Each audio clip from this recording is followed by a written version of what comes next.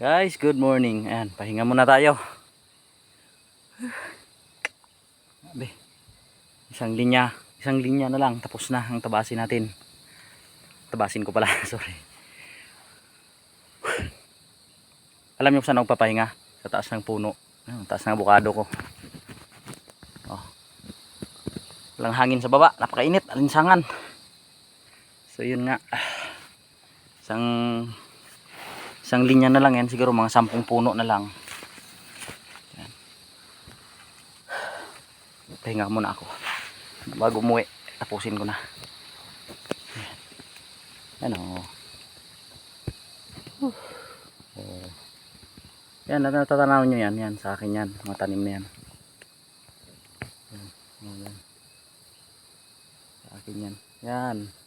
Yan.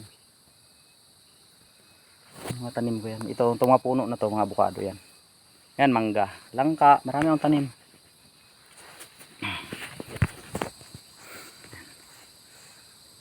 Binit. So yun nga. Grabe hirap. Pero kaya. Deserve naman eh. Yung hindi naman natin kagustuhan na maging ganito, pero ibig sabihin andito na to eh. Karirin na lang natin.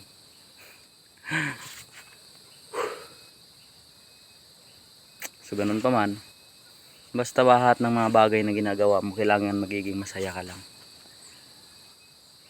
Kasi kung masama loob mo, huwag mo na ituloy. Yung tipo na para kang bata na inutusan na ayaw mong sumunod pero takot ka lang doon sa umuutos sa'yo. Parang ganon. Masama loob mo.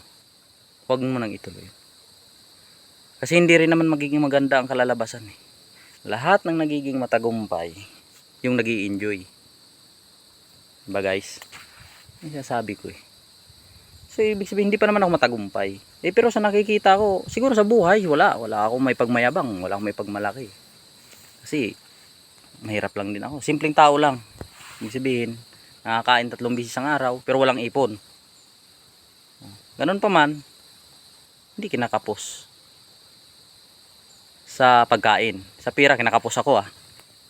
Yan, kalimitan yan. Kasi minsan nga, ultimo pang gasolina sa motor ko papasok sa trabaho, wala eh. Kailangan pa manghiram. Pero ito sa nakikita ko kasi sa mga tanim ko, kagaya sa mga tanim ko na to,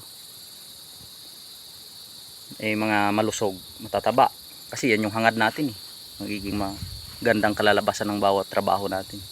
So yun masasabi ko na matagumpay ako sa ginawa-gawa ko. Dahil masaya ako. Yun. Medyo mahirap pero masaya.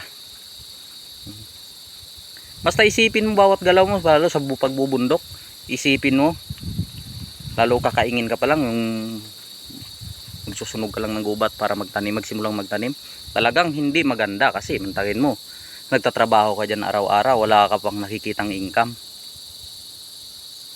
for the future pa. Basta isipin mo, yung ginagawa mo ngayon, lalo pag nagpa-farmers ka, hindi mo pa sasahurin, hindi ka pa sigurado, para kang nagsusugal, lalo pag namumuhunan ka. Ay ako kasi hindi ako namumuhunan dyan, hanggat kaya ko so katawanin yung trabaho para ano man, hindi ka manghihinayang kasi hindi ka sure eh. Kasi kagaya pag nagtatanim ng ibang halaman, minsan walang inaani, ay kung may puhunan, malaki puhunan mo, hindi talo.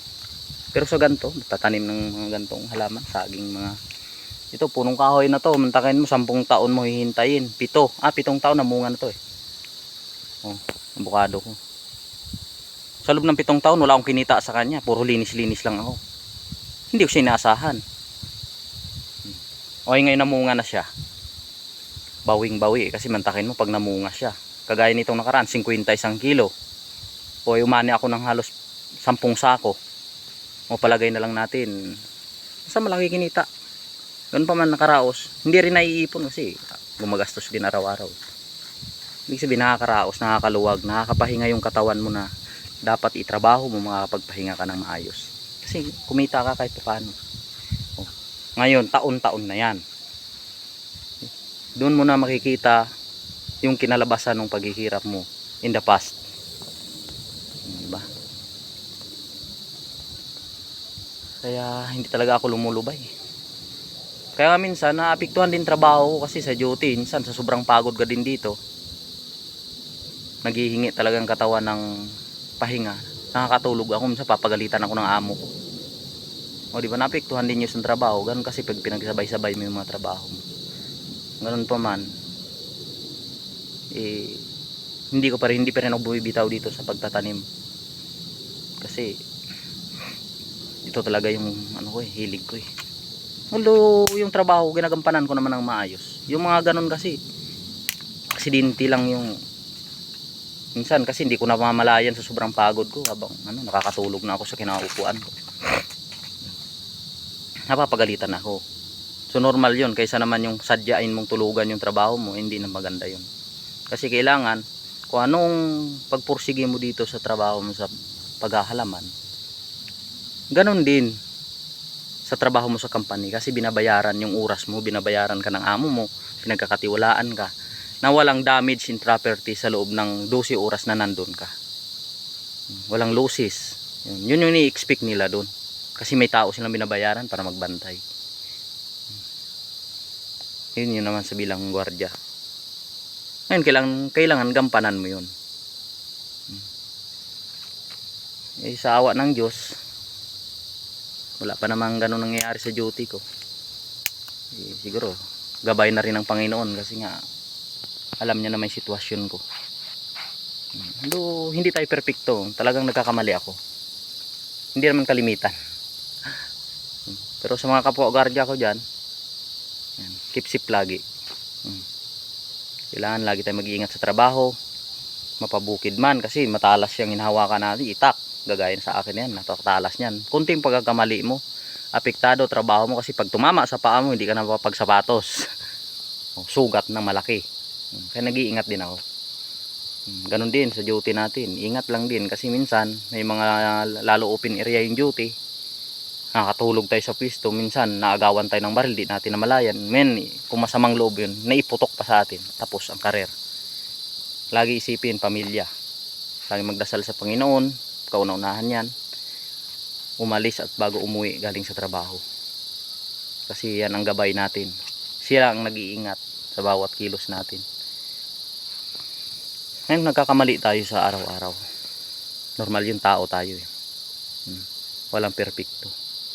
Ang gagawin natin, mag-adjust. Laging humihingi ng tawad sa Panginoon. Laging tumawag sa Kanya. Lagi tayong paalalahanan. Lalo yung mga napapanood ko sa Facebook. Mga nagbaril sa sarili, stress, depress. Guys, alam nyo ito. Depress ka? Magbundok ka. Sasabi ko sa iyo, kung di mo makalimutan problema mo, talo ako. Alam mo kung bakit? Hindi ka na makapag-isip ng kung ano-ano pag yun yung trabaho mo. After nyan trabaho ng ganyan, pagod, kain ka na lang, halos kain mo nga, hirap na eh. Tulog ka na. Pagising mo, trabaho ulit. Yan ang gamot. Tapos lagi kang masaya. Lagi kang magipag-usap sa mga tao na yung mas higit na malawak ang kalaman kaysa sa iyo. Yun yung isang bagay na makapagturo sa iyo ng karunungan at kaalaman na higit pa doon sa alam mo. Yun yung ginagawa ko guys eh. Nakikipag-usap ako lagi sa mga matatanda. Pero inaaral ko din kung ano yung mga advice nila, kung tama ba't mali. Kasi minsan mayroong matatanda ang alam mong tumanda na lang. Yung tipo na tumanda na lang na walang nangyari sa buhay, kundi tumanda na lang siya. Ngayon, siyempre, kikwentuhan ka, pag nadaan, kikwentuhan ka, ganyan. Ay, matitris mo agad yun kung nagsasabi ng totoo yung tao. Alam mo, ako sa side ko, siguro, ano na rin, dahil sa gwardiya ako, parang ako psychologist, pagka tingnan lang kita sa mata mo, alam ko na kung nagsisinungaling ka sa akin o hindi. Yun yung pinaka ano sa akin. Although siguro ano na yun, normal sa atin yun.